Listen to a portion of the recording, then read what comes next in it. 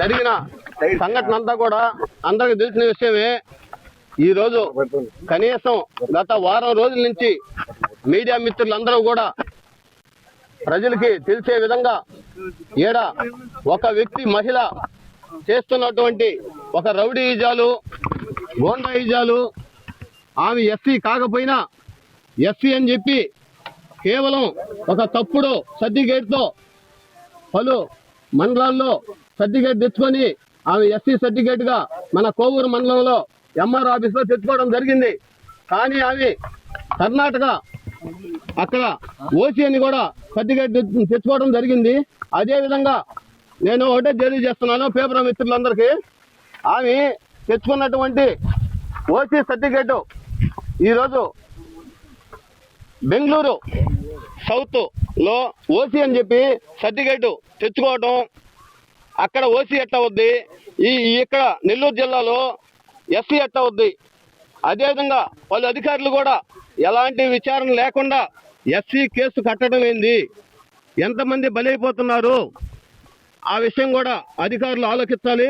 అదేవిధంగా ఇక్కడ జరిగే అన్యాయం కూడా మేము కలెక్టర్ గారి దృష్టికి కూడా చాలా పలుసార్లు కూడా తీసుకెళ్ళి ఈ విధంగా అక్కడ చూస్తే ఓసీ సర్టిఫికేట్ తెచ్చుకుంటుంది, కోవూరు మండలంలో ఎంఆర్ఓ ఆఫీసులో మేనేజ్ చేసి ఎస్సీ సర్టిఫికేట్ తెచ్చుకుంటుంది. ఇది ఎంత అన్యాయం అని చెప్తున్నా. ప్రతి ఒక్కరిని కూడా కులం పేరుతో దూషించాడని చెప్పి ఇలాంటి తప్పుడు కేసులు పెట్టడం అది సమంజసం కాదని చెప్తున్నా. ఈ కూటమి ప్రభుత్వంలో ఒకటే చెప్పుండారు, ఎలాంటి అన్యాయాలు జరగకూడదు, అక్రమాలు జరగకూడదు, ఎలాంటి అవినీతులు జరగకూడదు. ఈ ప్రభుత్వంలో ఏది ఏమనుకున్నా అందరూ ప్రశాంతంగా ఉండాలని చెప్పి మన గౌరవనీయులైన సీఎం గారు కూడా చెప్పడం జరిగింది. ఈ రోజు ఒకటే అనేది, ఆమె చేస్తున్నటువంటి అక్రమాలు, ఆమె చేస్తున్నటువంటి దౌర్జన్యాలు అందరి మీద కూడా చాలా కుటుంబాల్లో కూడా చేయడం జరిగింది.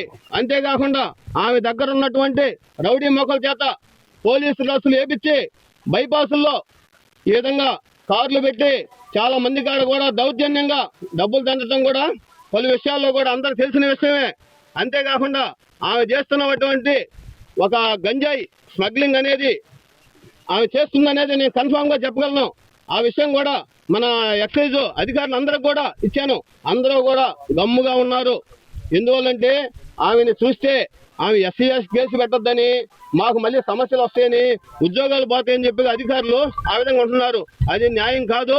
10 మందికి న్యాయం చేయాల్సిన అధికారులు ఇలాంటి ఆ ఒక్క విషయంలో భయపడటం ఏంది అంటున్నా. చట్టాలు ఉన్నాయి, ఆ చట్టాల పరంగా చేయండి. చట్టం వ్యతిరేకంగా ఆమె గంజా వ్యాపారం చేస్తుంటే, అదేవిధంగా ఒక సాయి ఎంక్లేట్ పొడుగుపాటులో నేను 4వ ఫ్లోర్లో ఉన్నాను, 402లో, అదేవిధంగా 5వ ఫ్లోర్లో ఉంది. ఆమె అపార్ట్మెంట్లో ఓనర్ కాదు, కేవలం 2 లక్షల రూపాయలు కట్టి అడ్వాన్స్ కట్టి ఆ ఓనర్ అని చెప్పి అదే ఓనరు మురళి మీద దౌర్జన్యం చేయటం, దొమ్మిలు చేయటం, ఆయన డబ్బులు అడిగితే ఈ విధంగా ఫాల్స్ కేసులు వేయటం, అలాంటి విషయాలు జరుగుతున్నాయి. అది న్యాయం అని అడుగుతున్నా.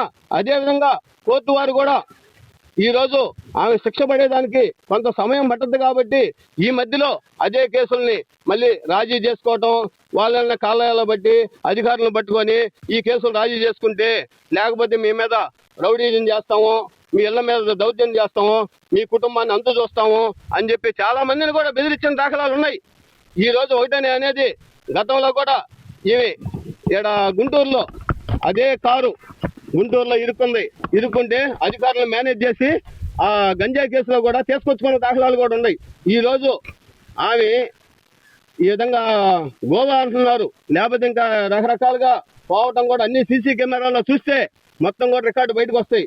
ఆమె ఈరోజు కేవలం ఎస్సీ మహిళ కాకపోయినా ఎస్సీ మహిళ అని చెప్పి ఆమె కేవలం ఓసీ, దానికి సంబంధించిన ప్రూఫ్లతో సహా గౌరవ కోర్టులో, ఎస్సీ ఎస్టీ కోర్టులో ఒరిజినల్ సీఏ కాపీ కూడా పేపర్ల వారి ముందుకు కూడా తెలియజేస్తున్నాను. నేను ఒకటే అనేది, ఆమె మీద కఠిన చర్య తీసుకోవాలి. ఆమె వల్ల చాలా మంది కూడా బస్సు పట్టిపోయారు.